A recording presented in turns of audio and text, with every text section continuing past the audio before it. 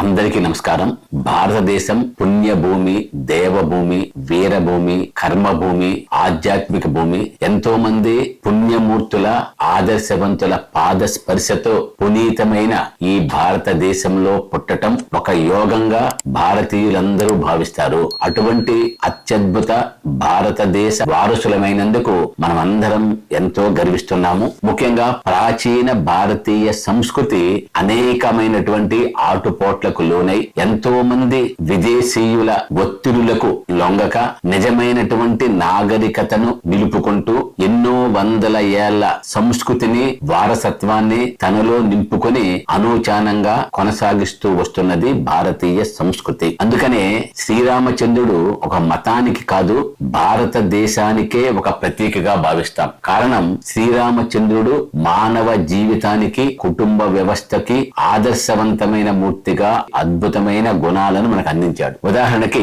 శ్రీరామచంద్రుడు లంకలో రావణాసురుని చంపి తిరిగి అయోధ్యకి పయనమవుతున్న సందర్భంగా లక్ష్మణుడు రాముడితో ఈ విధంగా అంటాడు: అద్భుతమైనటువంటి సువర్ణ శోభితమైనటువంటి ఈ లంకా నగరానికి నీవే రాజుగా ఉంటే బాగుంటుంది, అయోధ్య కంటే అద్భుతమైన సౌందర్యం దీనిలో ఉన్నది అన్నప్పుడు శ్రీరామచంద్రుడు చెప్పిన మాట భారతీయులకి ఒక శిరోధార్యమైన వరం. జననీ జన్మభూమిచ్చ స్వర్గాదపి గరియసి, అంటే పుట్టిన ఊరు, కన్న తల్లి స్వర్గం కంటే గొప్పవి. అటువంటి పుట్టిన ఊరు అయోధ్యే నాకు ఎక్కువ అని చెప్పడం అనేది మన సంస్కృతికి మూలం. అద్భుత గుణాలకి భారతదేశం పుట్టినిల్లు. ముఖ్యంగా భారతదేశం పరమత సహనానికి, కుటుంబ జీవన వ్యవస్థకి, భిన్నత్వంలో ఏకత్వానికి, యోగా సంస్కృతికి, నమస్కారాన్ని ప్రపంచానికి పరిచయం చేయడానికి అనేక విధాలుగా ప్రపంచానికే మార్గదర్శకంగా, తలమానికంగా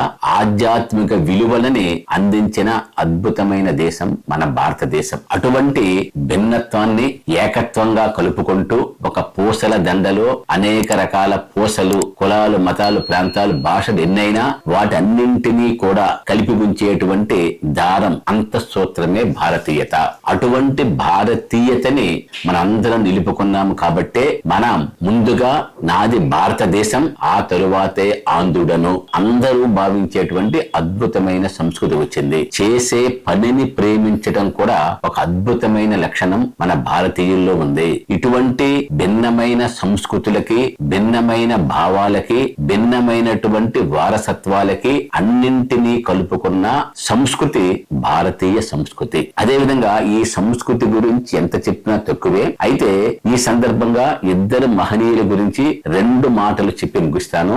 భారతదేశాన్ని ఎవరు ప్రేమించారంటే కులాలు, మతాలు, ప్రాంతాలు, భాషతో సంబంధం లేకుండా, మతంతో సంబంధం లేకుండా ఈ మట్టిని, ఈ గాలిని ప్రేమించారు. ఉదాహరణకి 1857లో జరిగిన మొదటి స్వాతంత్ర్య సమరానికి నాయకత్వం వహించింది చిట్ట చివరి మొఘల్ చక్రవర్తి బహదూర్ షా జాఫర్ II.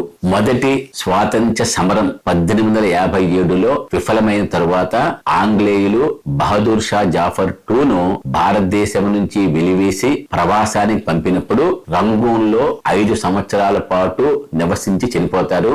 ఆయన నివసించిన 5 సంవత్సరాల పాటు కూడా భారతదేశం నుంచి ఒక మట్టిని ఒక పాత్రలో తీసుకొని ప్రతిరోజు ఆ మట్టిని చూస్తూ భారతదేశానికి స్వాతంత్ర్యం రావాలి, భారతదేశంలోనే తనని ఖననం చేయాలి అని విశ్వసిస్తూ చివరికి ఈ ముష్కరుల వలన భారతదేశానికి స్వాతంత్ర్యం రాకపోయినా, లేదు నేను ముందుగా చనిపోతే ఈ మట్టిని నా శవపేటి మీద చల్లండి అని అద్భుతమైనటువంటి భారతీయత విలువలని మనందరికీ పంచినటువంటి చిట్ట చివరి మొఘల్ చక్రవర్తి బహదూర్ షా జాఫర్ II. ఒక రెండో విషయం చెప్తాను. మీ అందరికీ తెలుసు, జలియన్ వాలా బాగ్ దమన కాండ 1919లో జరిగినప్పుడు అప్పుడు ఆ యొక్క సమావేశంలో వాలంటీరుగా వచ్చిన వాళ్ళకి మంచినీళ్లు అందజేయటానికి నియమించబడ్డ ఉధమ్ సింగ్ ఆ యొక్క దమన కాండను చూసి చెలించిపోయి ఏ విధంగానైనా సరే ఈ దమన కాండకి కారణమైనటువంటి డయ్యర్ని చంపాలి అని నిర్ణయించుకుని 21 సంవత్సరాల పాటు ఈ యొక్క విషయం పైనే అహర్నిశలు కృషి చేసి రైఫిల్ షూటింగ్ నేర్చుకుని జర్మనీకి వెళ్లి జర్మనీ నుంచి తిరిగి ఇంగ్లాండ్ వెళ్లి 1940లో కాక్షన్ హాలులో డయ్యర్ మీటింగ్ వస్తున్నాడు అని తెలిసి ఒక పుస్తకంలో రివాల్వర్ ను పెట్టుకుని అక్కడ ఉన్నటువంటి డయ్యర్ ని కాల్చి చంపి తిరిగి వస్తున్నప్పుడు ఆయన గుమ్మం దగ్గర పోలీస్ అధికారి ఆపినప్పుడు లొంగిపోతాడు. జైలులో అక్కడ ఉన్నటువంటి న్యాయమూర్తి అడుగుతాడు, నీ చేతిలో లోడెడ్ గన్ ఉన్నప్పటికీ మీరు ఆ యొక్క ఫైరింగ్ చేయకుండా ఎందుకు లొంగిపోయారు అన్నప్పుడు ఆయన చెప్పిన అత్యద్భుతమైన మాటలు భారతీయ సంస్కృతికి వానమాలు. నన్ను గుమ్మం దగ్గర కాక్షన్ హాలులో గేటు దగ్గర అడ్డగించింది పోదర్గిల్ అనేటువంటి ఒక మహిళా పోలీస్ అధికారి. ఆమె స్త్రీమూర్తి కాబట్టి స్త్రీలను కించపరచటం, వాళ్ళ పైన అఘాయిత్యం చేయటం అనేది భారతీయ సంస్కృతి కాదు. కనుక నేను లొంగిపోయాను, నేను చంపినందుకు డయన్ ఏమాత్రము బాధపడటం లేదు చెప్పడం అనేది అత్యద్భుతం.